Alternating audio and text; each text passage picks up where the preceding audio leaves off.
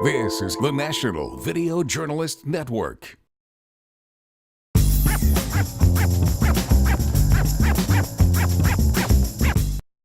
Welcome to My Long Island TV. From Manhasset to Montauk, we've traveled our communities to bring you the following events. I'm your host, Waldo Cabrera. My Long Island TV starts now.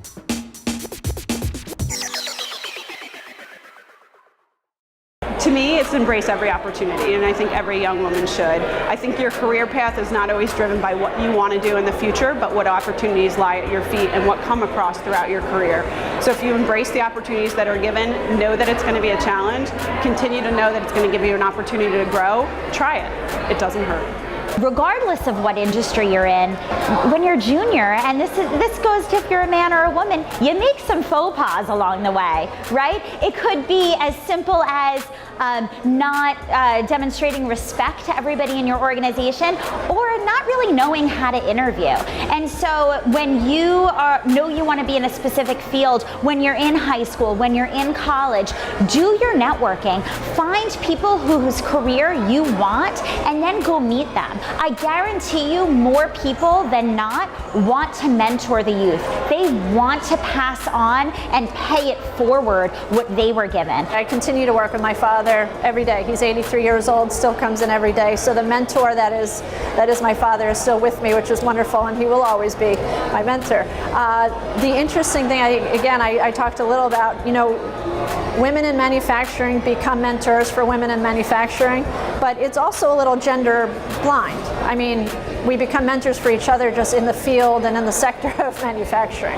Not everyone has a father at the end of the hallway, but there's certainly someone at the end of the phone line that you can call in the region, and I think that really needs to be emphasized and how strong the region is.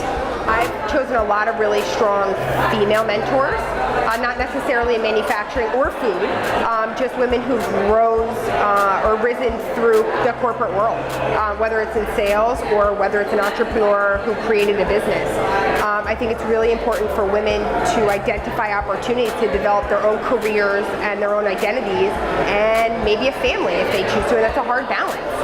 So you generally have to find people who've done it, who can give you some of the shortcuts and opportunities. But advice, it's really just probably pick something that you really enjoy doing. As cliche as that sounds, if you really like it, it's a lot easier to wake up and do it and put something else aside. So I did every single job on the way up.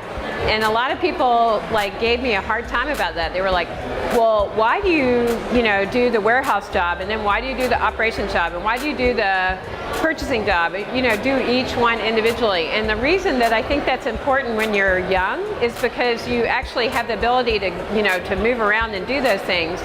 Companies used to do that as training programs, but most companies don't have those training programs anymore.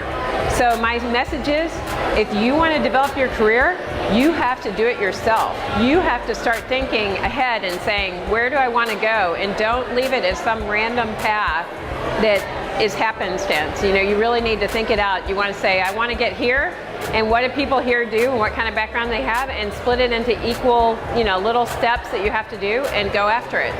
And you may find that something else ends up, taking your interest, but you should be on a path. The path may change, but you need to be on a path.